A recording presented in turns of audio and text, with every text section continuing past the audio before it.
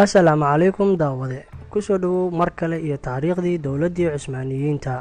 qaybtii labaad waxa ay inoo joogtay kadib geeridii Suldaan Bayazid inay ka dhalatay foodo iyo qalalaasyo hareysay dowladdii Cusmaaniyiinta.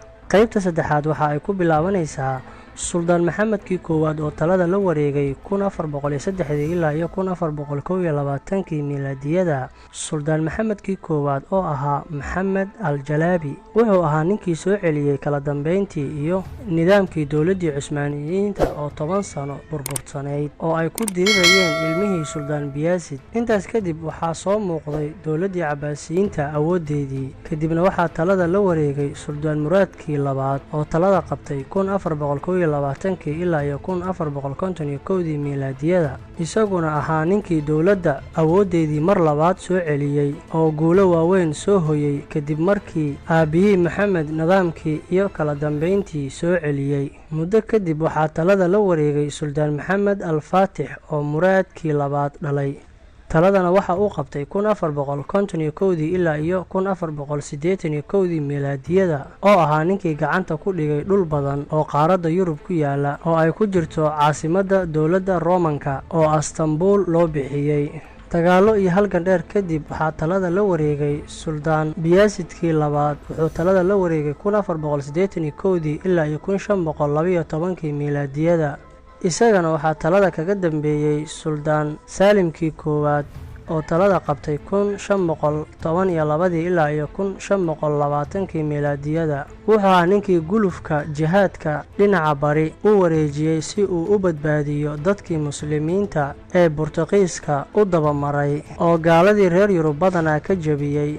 intaa kadib iyo guulo badan kadibba waxaa taladii la wareegay Suldaan Suleymaan al-Khaynuuni oo talada qabtay 1520 ilaa 1566 miilaadiyada. isaga ayaa sii dhammaystiray guulihii aabihiis Saalim horseeday ee geerida ka hor istaagtay.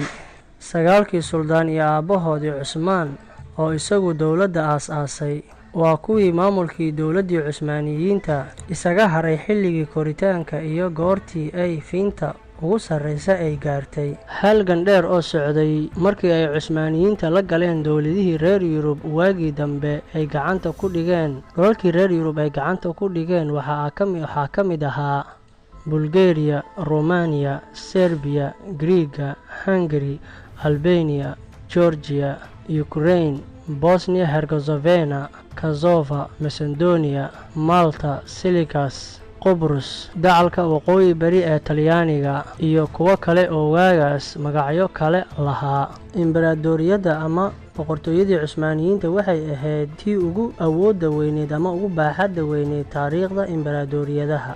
magaalada Istanbul oo la oran jiray Constantinople waxaa gacanta ku dhigay Maxamedkii labaad oo la oran jiray Maxamed al-Faatix. taariikhdu markay ahayd 29 May 1453 magaaladaas oo caasimad u ahaan jirtay imbaradoriyadii faca weyneed ee Roomanka laga soo bilaabo qarnigii 4aad ee miilaadiga, markaas oo boqorkii madaxda ka ahaa ee la oran jiray Constantine uu caasimadii ka soo raray Roma kadib markii macaarad ay ku kaceen. daawade halkaas ayay inoogu eg tahay taariikhdii dowladdii Cusmaaniyiinta. waxaa noo xigi doono su'aalihii aan horay u ballan qaadnay hadduu Alle ka raali noqdo.